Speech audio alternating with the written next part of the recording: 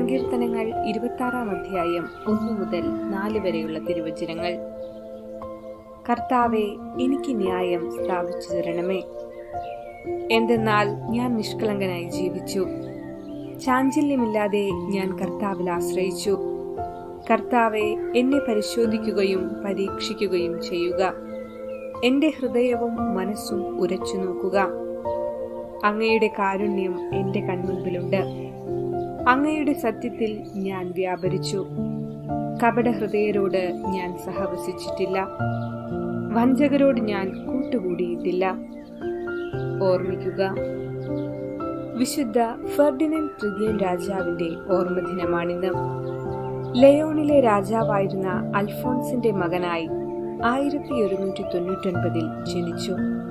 വിദ്യാഭ്യാസത്തിന് ശേഷം 1217 ഫെർഡിനൻഡ് രാജാവായി. 1219 ഫെർഡിനൻഡ് ജർമ്മൻ ചക്രവർത്തിയുടെ മകൾ സുഹൃദിനിയായ ബിയാട്രിസിനെ വിവാഹം കഴിച്ചു. അവർക്ക് 10 മക്കളുണ്ടായി. ഫെർഡിനൻഡ് തന്നോട് മറ്റുള്ളവർ ചെയ്തിരുന്ന അപരാധങ്ങൾ വേഗം ക്ഷമിച്ചിരുന്നു.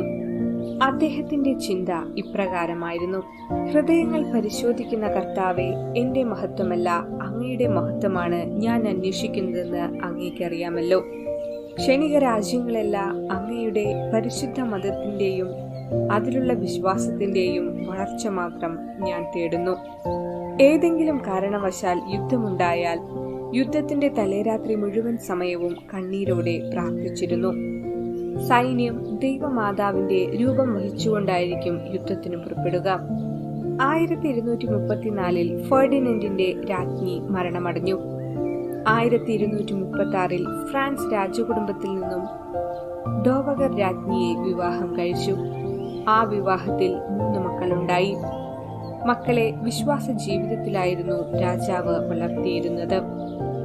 1252 മെയ് 30 ശാരീരിക ബുദ്ധിമുട്ടുണ്ടാവുകയും കണ്ണീരോടെ ഉറക്കെ കുമ്പസാരിച്ച് വിശ്വാസ പ്രകടനം ചെയ്തു.